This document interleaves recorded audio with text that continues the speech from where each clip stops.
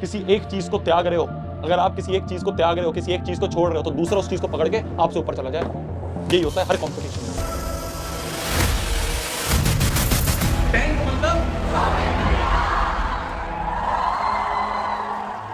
Regret, पछतावा, ये एक ऐसी चीज है जो इस समय आपको अंदर से खोखला करे जा रही है। एक स्टोरी सुनाता हूं, ध्यान से सुनना, आप ही की स्टोरी है। मान लो आप एक क्वेश्चन को सॉल्व कर रहे हो, क्वेश्चन को सॉल्व करते करते आपको लगा यार ये कुछ काम का नहीं है यार, इतना लेंथी क्वेश्चन नहीं आता, छोड़ देते हैं। या मान लो आपको साइड वाले दोस्त ने बुला लिया और आप क्वेश्चन को छोड़ के खेलने चले गए। या मान लो आपको आलस आ रहा था, आपने सोचा इससे बढ़िया कोई वीडियो देख लेता हूं, कोई रील स्क्रॉल कर लेता हूं, या कोई मूवी देख लेता हूं, क्वेश्चन बाद में कर लूंगा। या मान लो आपको नींद इतनी तेज आ रही थी कि आपने क्वेश्चन को छोड़ दिया और आप सो गए। अगले दिन टेस्ट में वही सेम क्वेश्चन आ गया।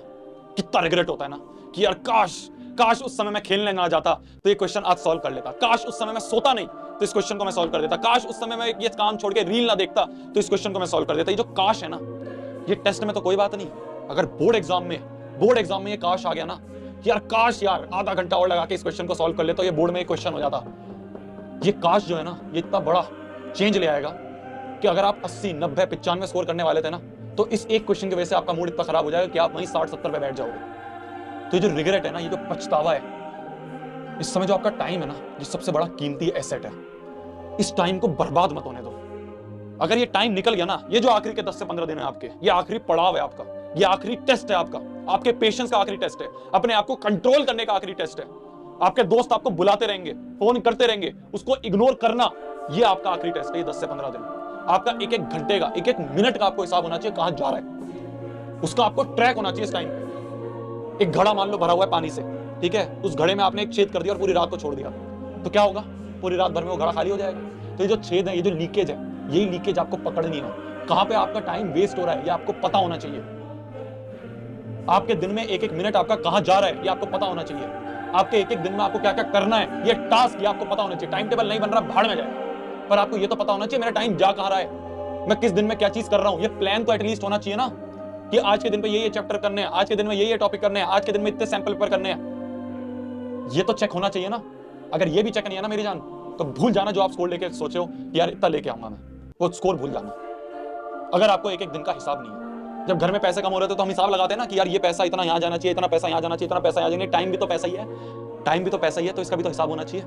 हमें पता होना चाहिए जो आखिरी के टाइम हमारे पास बचा है, इस आखिरी के टाइम में ये जो आपके आखिरी के 10 से 15 दिन बचे हैं, इन गैप में आपको कैसे पढ़ना है ये आपको पता होना चाहिए। एक पूरा प्रॉपर सामने लिखा होना चाहिए। एक कागज उठाओ, एक कागज उठाने के बाद देखो, एक दिन के लिए एक काम करो, मैं आप सभी से रिक्वेस्ट करता हूं, एक दिन के लिए सिर्फ एक काम करो। एक कागज उठाने के बाद उस पर लिखो कि सुबह 12 बजे से लेके 1 बजे तक मेरा यहाँ टाइम गया, 1 बजे से लेके 2 बजे तक मैंने ये करा, 2 बजे से 3 बजे तक ये करा, 3 से लेके 4 बजे तक ये करा। जब वो 14-15 चीजें लिखोगे तो उसमें देखो कौन सी ऐसी चीज है जो फालतू की है, जहां मेरा टाइम वेस्ट हो रहा है, और उसको उखाड़ के फेंक दो। ये वो टाइम नहीं है कि दोस्तों के साथ लगे हुए 4-5 घंटे बातों करने में, मीट पे बैठे हुए हो, घूमने चले गए हो, कैफेज में बैठे हुए हो, ये वो टाइम नहीं है।